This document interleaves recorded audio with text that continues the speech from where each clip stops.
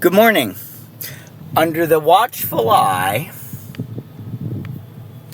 of more microwaves, I'm going to share with you the rough draft of The Hoax of 69, a book I plan to have published before too long. Listen up. There's nothing but truth in the words that I tell.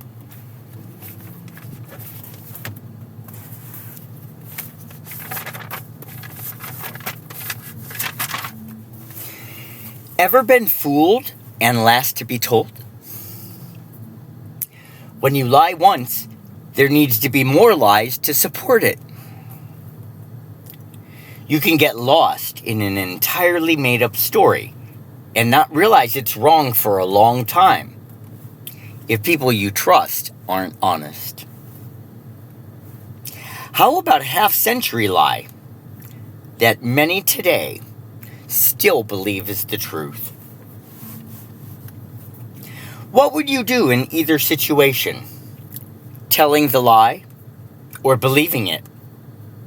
If the truth comes out, would you be relieved?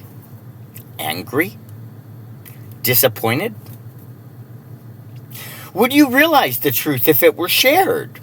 Or still hang on to old thinking? Our identity is affected by what we believe.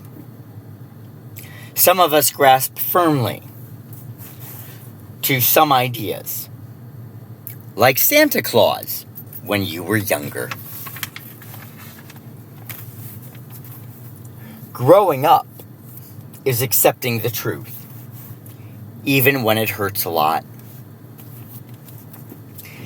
Denial or avoiding facts keeps all those involved stuck in time, frozen. This is what happened in 1969. Here are some facts. Our magnetosphere is supercharged with molecule-breaking waves. Rockets need oxygen to burn, like a candle. Cover it with a glass and take all the oxygen away, and there's no fire.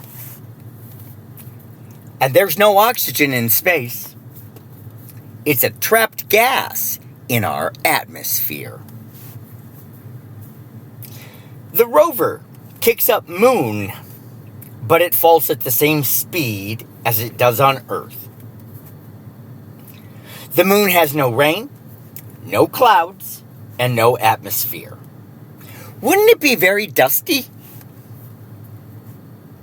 What is the temperature of space? Colder than rubber cracking, plastic snapping, and metal becoming brittle? Where is the gas tank to blast off from the moon to get back to Earth? Doesn't a window on the capsule let dangerous waves from the sun into the cockpit? If they could see to get down a ladder, say how beautiful it looks, and hit golf balls, cosmic waves hit their eyeballs, and a miracle of them not disintegrating happened, along with their skin, hair, ears, nose, mouth, teeth, and jawbone, and brain. How smart do you think you are? List 3 people who are less and then more intelligent than you. Why did you just place limits on your own knowledge and assume what others know or don't know? Just because you're not in a desk at a classroom doesn't mean you know it all. A degree is a mark of achievement and never a finish line. Anyone can be the most intelligent person in a room, but people do a few things wrong. 1.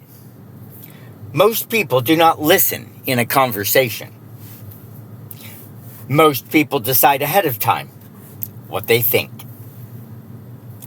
This is because of repetition and what they've been told. What your friends think can affect what you believe.